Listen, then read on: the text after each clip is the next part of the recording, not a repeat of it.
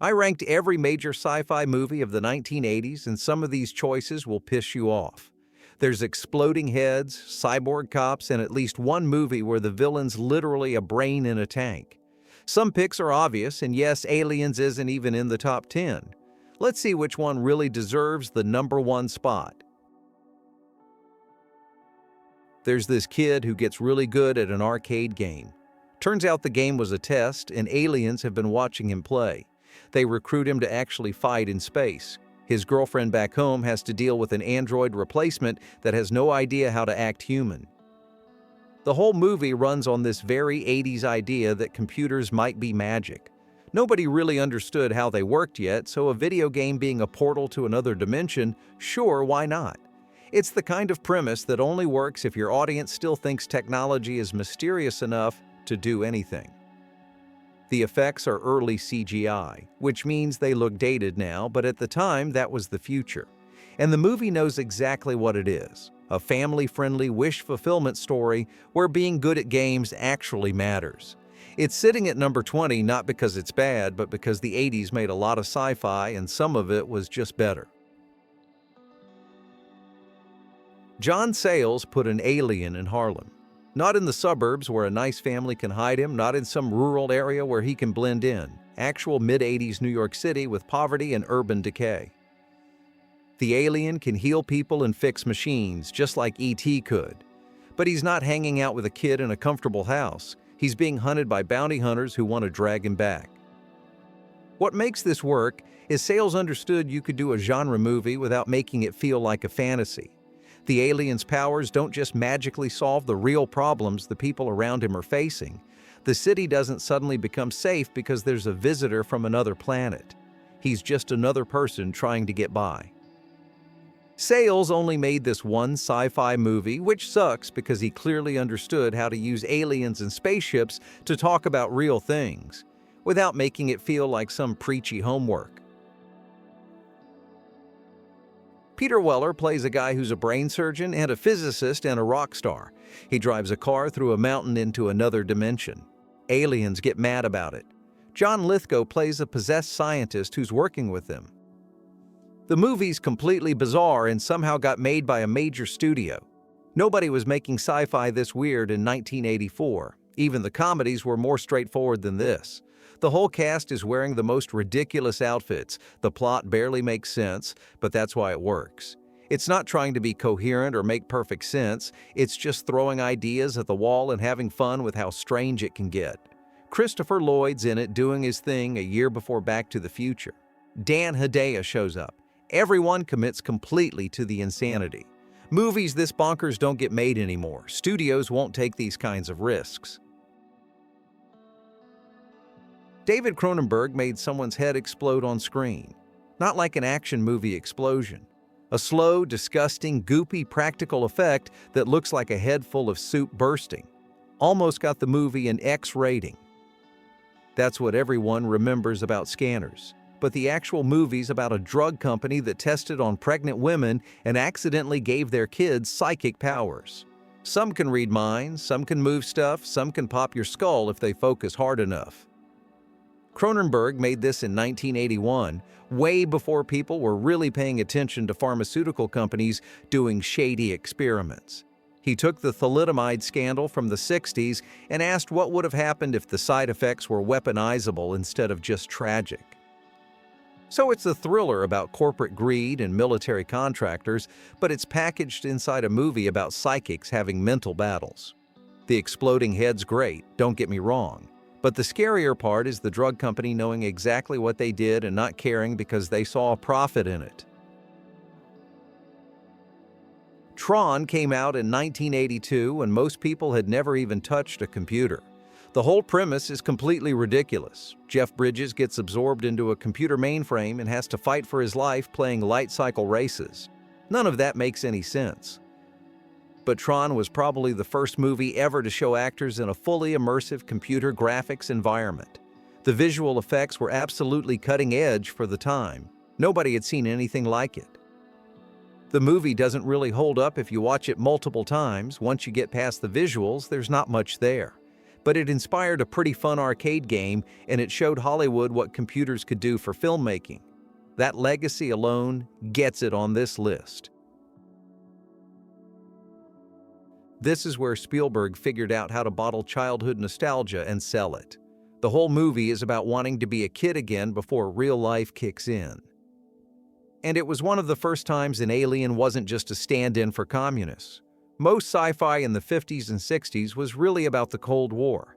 Even The Day the Earth Stood Still, which was more sympathetic, was still about that. E.T. was just a weird little creature who wanted to go home. There's this reading of the movie where E.T. himself is childhood. He shows up, everything's magical, and then he leaves. And Elliot has to go back to regular boring life without him. That's growing up. Apart from Star Wars, it's hard to think of another movie that took over culture like E.T. did. The merchandise was everywhere. Lunchboxes, toys, posters, everything. And people still reference it. Everyone knows the finger touch thing. The Road Warrior basically invented the look of every post-apocalyptic movie that came after. Mohawks, shoulder pads, dune buggies, people throwing boomerangs. That all started here.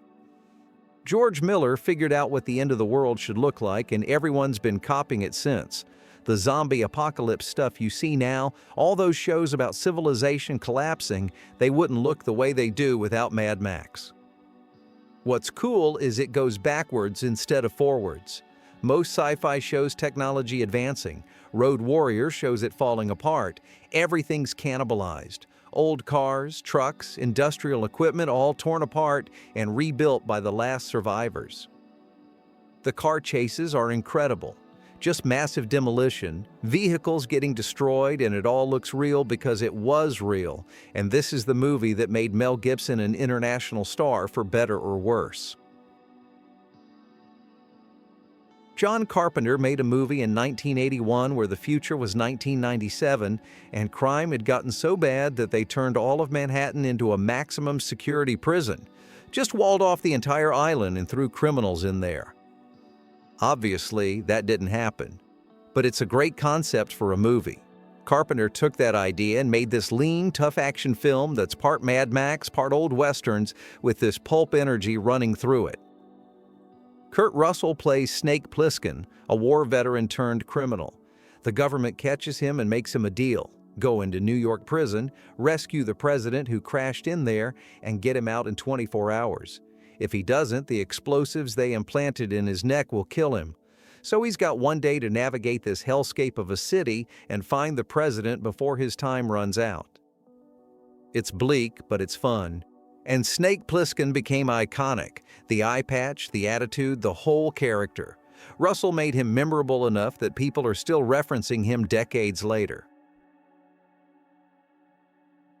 At number 12, I got Schwarzenegger fighting a crab-faced alien in the jungles of South America. By 1987, producers had basically run out of things for Arnold to shoot at, so they figured why not make it a monster from outer space. The movie starts out as a pretty standard action film. Bunch of soldiers on a mission shooting bad guys, but then it gradually shifts into something way more interesting. They're being hunted by something they can't see, can't understand, and definitely can't kill with regular tactics. The film's got everything you'd want from an 80s action movie. Tons of blood, gunfire, one-liners, and Jesse Ventura, who would later become governor of Minnesota. But what makes it work as sci-fi is how it takes all that testosterone and puts it up against something genuinely alien and terrifying. How do you follow up a movie like Alien? You make it bigger, faster, way more intense, and you give Sigourney Weaver a giant robot suit so she can fight an alien the size of a house. James Cameron had just made The Terminator, proved he could do action. So he got hired for the sequel. Ridley Scott's original was slow horror in space, all creepy atmosphere. Cameron said, forget that, let's make an action movie.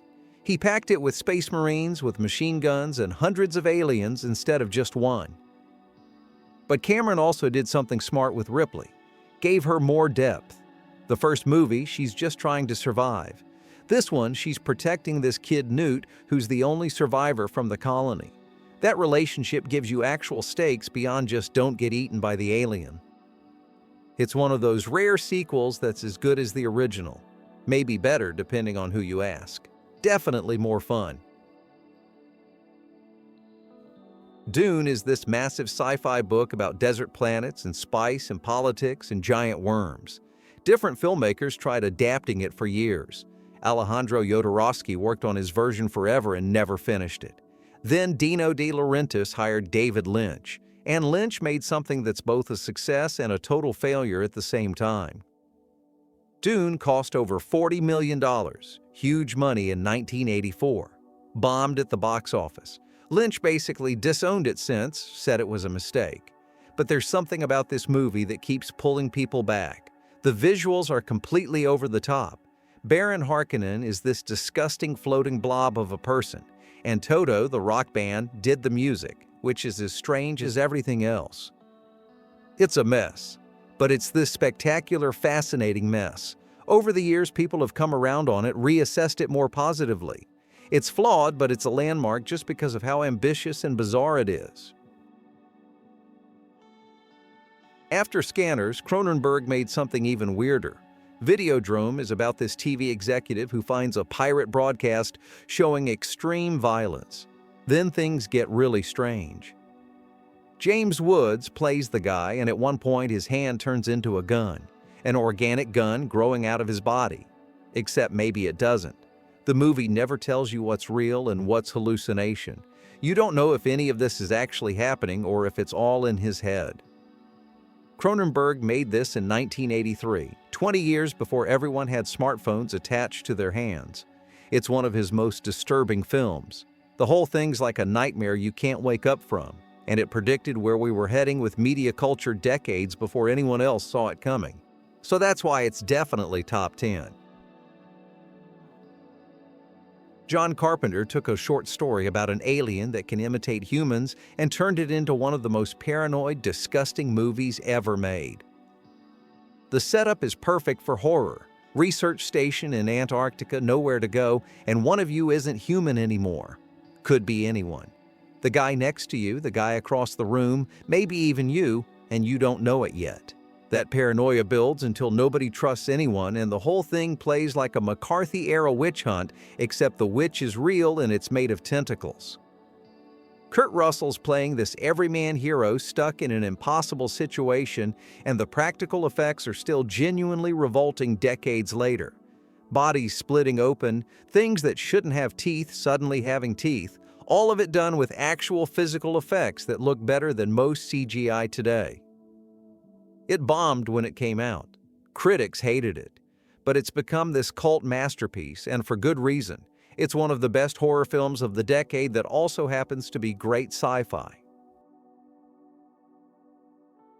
Paul Verhoeven made a movie about a murdered cop who gets rebuilt as a cyborg and goes after the gang that killed him. Simple revenge plot. Except Verhoeven filled it with these fake commercials and news broadcasts that are so over the top they're funny until you realize they're not that far off from the real thing. There's a scene where a guy gets covered in toxic waste and melts. Another where someone's hand gets blown off in slow motion. And somehow the movie works as both an action film and this darkly comic look at where America was headed. Every remake they've tried has failed because they don't understand what made the original work. You can't modernize Robocop or tone it down. The whole point was that it was excessive. That's why it's still quoted and referenced 40 years later, while the remake is already forgotten. James Cameron was in Rome, had a fever, saw this nightmare image of a chrome skeleton walking through fire. When he recovered, he sketched it out and built an entire movie around it. The Terminator is where sci-fi and action movies figured out how to work together. Before this, you made one or the other. Cameron proved you could do both, time travel and killer robots and philosophical questions about fate, but also car chases and shootouts and explosions. Schwarzenegger playing an emotionless killing machine was perfect casting because the man can't really act. And the chase scenes still hold up. They're as good as anything in Bullet or The Road Warrior. There was a whole thing where Harlan Ellison said Cameron ripped off his Outer Limits episodes. They settled out of court. Ellison got money and a credit. But what matters is, The Terminator created the template for every sci-fi action blockbuster that came after it. They're all following what Cameron did here. Terry Gilliam made a movie about a guy who works a soul-crushing bureaucratic job and escapes into fantasies. The studio watched it and tried to cut the ending where the main character completely loses his mind and retreats into his imagination forever. Gilliam had to fight them to keep his version, which is perfect because that's exactly what the movie's about. The individual fighting against systems that want to control and sanitize everything. The world Gilliam created looks insane. It's a dystopian future, but everything looks like it's from the 1940s. Old-fashioned clothes, these ridiculous Rube Goldberg machines everywhere, technology that's advanced but also clunky and weird. Nothing else looks like Brazil. The ending the studio wanted to cut is what makes it work. Without that, it's just a quirky comedy. With it, you're watching someone completely break and realizing the system won. It's funny how in 2025 anime just blew up. It's making hundreds of millions at the box office now. But if you're Gen X, you definitely remember how back then nobody took it that seriously. And then Katsuhiro Otomo made a movie that changed what people thought animation could do. Neo Tokyo and Akira feels real in a way that even Blade Runner's Los Angeles doesn't quite achieve. That film had set the standard for world building and science fiction 6 years earlier. Ridley Scott built this incredibly detailed dystopian Los Angeles that everyone pointed to as the benchmark. Otomo looked at that and said, "I'm going to do it better, and I'm going to do it in animation." What happened after Akira is that suddenly anime wasn't just cartoons anymore. Western audiences realized you could tell serious stories through animation. You could build worlds that felt as real as anything in live action, maybe more real because you weren't limited by what you could physically construct. Ghost in the Shell, Cowboy Bebop, everything that came after, it all traces back to Otomo proving that animation could operate at the highest level of filmmaking.